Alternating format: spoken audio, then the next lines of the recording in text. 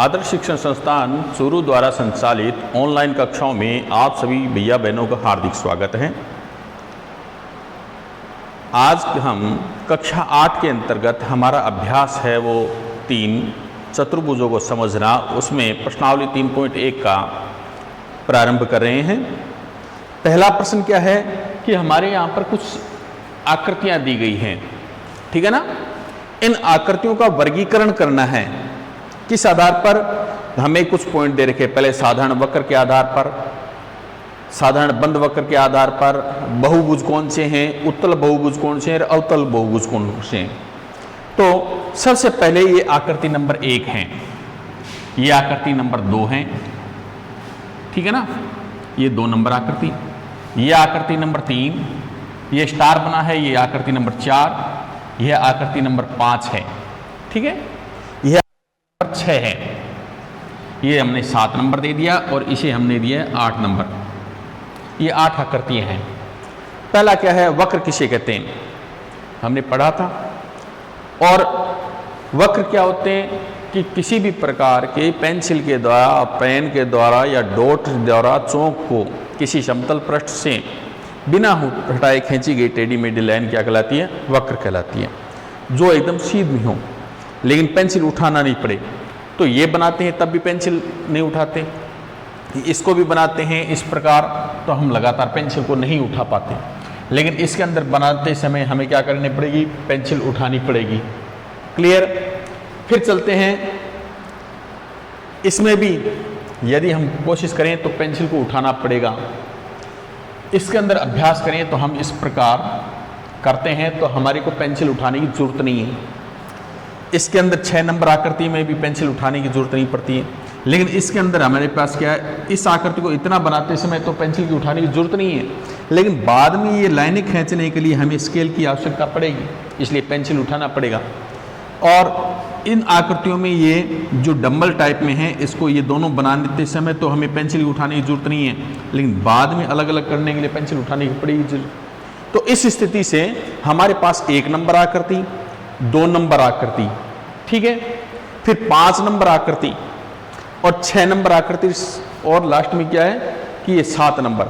7 number में भी हम क्या करेंगे, ऐसे सीधे, कहीं किसी भी प्रकार की कोई टेढ़ ही नहीं करना पड़ेगा, पेंसिल हम उठाने की जरूरत नहीं पड़ेगी। सॉरी, 7 मैंने थोड़ा गलत बता दिया, इसको भी उठाने की जरूरत नहीं पड़ेगी। तो 7 नंबर आकृति भी है वो साधारण प्रकार से क्या है, सरल वक्र है।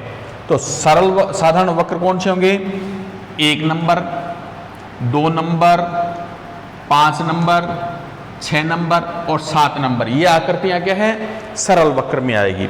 फिर आता है साधारण बंद वक्र। बंद वक्र के बारे में मैंने बताया था कि जहां पर दोनों सिरे आपस में मिल जाते हैं, दोनों अलग अलग नहीं होंगे या दोनों एक दूसरे को काटते हैं, तो वह बंद वक्र आता है।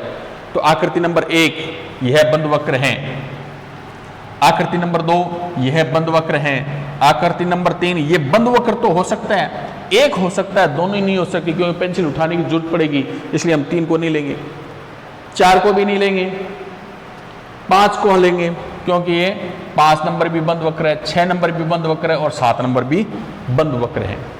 फिर बात आई थी बहुभुज किसे कहते हैं। बहुभुज, बहुभुज के अंदर हमने पढ़ा था कि रेखाखंडों से बना बंद वक्र बहुभुज कहलाता है। तो यहां पर देखिए, ये रेखाखंडों से बना है, ये भी बना है, लेकिन यहाँ क्या करें, आपस में दूसरे को काट रहे हैं, इसलिए हम इसको बंद वक्र नहीं कह सकते, बहुभुज नहीं कह सकते। 1 नंबर और 2 नंबर आकृति है वो बहुभुज के अंतर्गत आएगी, आकृति नंबर 1 और आकृति नंबर 2, ठीक है। फिर चलते हैं उत्तल बहुभुज। उत्तल बहुभुज में क्या होते हैं, विकीर्ण है वो कहाँ बनते हैं, अंदर की ओर बनते हैं। तो यहाँ पर 1 विकीर्ण, 2 विकीर्ण, 3 विकीर्ण, 4 विकीर्ण, लेकिन ये विकीर्ण कहाँ बन रहा है, बाहर बन रहा है, इसलिए हम इसको उत्तल नहीं कह सकते।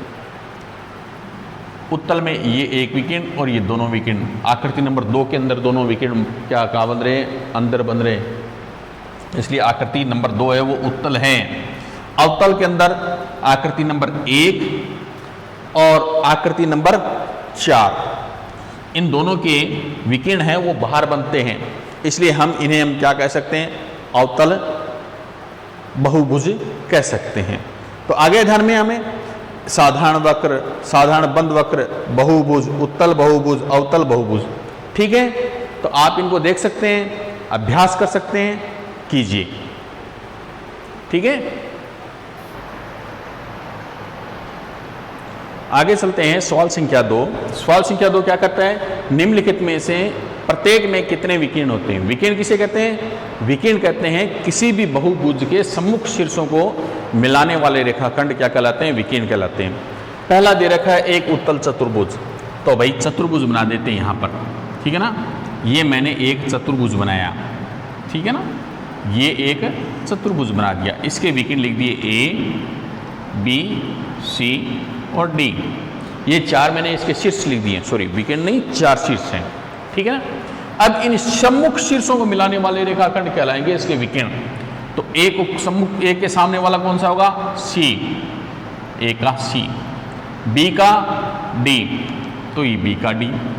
यदि हम देखें तो एक उत्तल चतुर्भुज के दोनों विकीर्ण अंदर बन रहे हैं और उत्तल चतुर्भुज में 2 ही विकीर्ण बनते हैं, ठीक है ना। तो कितने विकीर्ण बने, 2 विकीर्ण, 2 विकर्ण बन रहे हैं, ठीक है ना, क्लियर। विकर्ण किसे कहते हैं कि किसी भी बहुभुज के सम्मुख शीर्षों को मिलाने वाले रेखाखंड क्या कहलाते हैं, विकर्ण कहलाते हैं। फिर कह रहा है एक समषटभुज के कितने विकर्ण होते हैं, तो यहां आप एक समषटभुज बना लीजिए। सम का अर्थ होता है समान, षड का अर्थ होता है 6 और भुज का मतलब जिसकी 6 भुजाएं हो। ये मैंने एक समषटभुज बनाने का प्रयत्न किया है, ठीक है ना। अब इससे मैंने लिखा A, B, C, D, E और F। A से विकर्ण खींच रहा हूं, A से विकर्ण खींचूंगा तो A से आएगा पहला A, D, C, यानी एक बिंदु से 3 विकर्ण खींचते हैं। इसी प्रकार B से देखूंगा, 1, 2, 3। इसी प्रकार C से, तो 1 तो खींचा गया है, 2 और 3, 3, 3 6 और 3 9, ठीक है। अब 9 के अंदर हम देख सकते हैं ये लगातार आपस में मिल रहे हैं, इसके भी 3 हो गए, इसके भी 3 हो गए, इसके भी 3 हो गए, इसके भी 3 हो गए, इसके भी 3 हो गए, इसके भी 3 हो गए। तो यदि हम इनको सही स्थिति के अनुसार देखें, सही प्रियस्तन के अनुसार देखें, तो एक विकर्ण जो 1 और दोनों में हो गया, दूसरा तीसरा 3 विकर्ण हो गए। फिर इसके अंतर्गत देखेंगे तो 1, 2 और 3, 3 3 6। फिर इससे देखते हैं तो 1, 2 और ये 3, ठीक है ना। तो इस प्रकार ये आ गया इसका तीसरा, ठीक है। तो सभी के हिसाब से देखते हैं तो हमारे पास कितने विकर्ण आते हैं, 9 विकर्ण आते हैं। कितने आते हैं, 9 विकर्ण आते हैं, क्लियर। फिर आते हैं हमारे पास त्रिभुज। कोई भी त्रिभुज हो, जैसे ये आकृति मैंने त्रिभुज की बनाई है, त्रिभुज के यदि विकर्ण लेते हैं तो इसका सम्मुख ये दोनों आएंगे, इसलिए A, B और C, इसमें कोई यानी 0 विकर्ण होंगे, क्योंकि त्रिभुज के दोनों ही शीर्ष है वो इसके सम्मुख शीर्ष हो जाएंगे। इसलिए ये इसके अंदर मैंने बताए हैं, आयत में 2 विकर्ण होते हैं, समषटभुज में 9 विकर्ण होते हैं, त्रिभुज में कोई भी विकर्ण नहीं होता। आगे चलते हैं सवाल संख्या 4। सवाल संख्या 4 क्या कहता है, हमारे पास एक तालिका दे रखी है जिसके अंतर्गत अंतःकोणों का योग ज्ञात करना है। अंतःकोणों का योग ज्ञात करने का हमारे पास सूत्र दे रखा है n-2 गुणा 180। n है यहाँ पर भुजाओं की संख्या दे रखी है। तो अंतःकोणों का योग ज्ञात करने के लिए सबसे पहला दे रखा है त्रिभुज। त्रिभुज में 3 भुजाएं होती हैं। सूत्र क्या दे रखा है, n है वो भुजाएं हैं, n क्या है, भुजाएं। 3 - 2 गुणा 180 बराबर 3 में से 2 गया 1, 1 गुणा 180। तो 1 को 180 से गुणा करेंगे तो हमारे पास 180 गया आता है। तो त्रिभुज के तीनों कोणों का योग कितना होता है, 180, सभी जानते हैं। फिर आता है चतुर्भुज। चतुर्भुज में 4 भुजाएं होती हैं। सूत्र के अनुसार 4 - 2 कोष्टक इंटू 180 बराबर 4 में से 2 गए 2 गुणा 180 बराबर 18 दूनी 36 यानी 360 डिग्री। तो चतुर्भुज के सभी कोणों का अंतःकोणों का योग मान कितना होता है? 360 डिग्री। फिर आ गया हमारे पास में पंचभुज। पंचभुज में 5 भुजाएं होती है। कितनी भुजाएं होती हैं? 5। n-2 into 180। 5 में से 2 गए, 3 गुणा 180, 18 एकम 18, 18 दूनी 36, 18 तियां 54 यानी 540 डिग्री। फिर आ गया हमारे पास में सब षटभुज। षटभुज में 6 भुजाएं होती हैं। 6 - 2 इंटू 180, 6 में से 2 गए, बच गए 4 इंटू 180, 18 चौक 72, 72 यानी 720 डिग्री। फिर आते हैं सप्तभुज।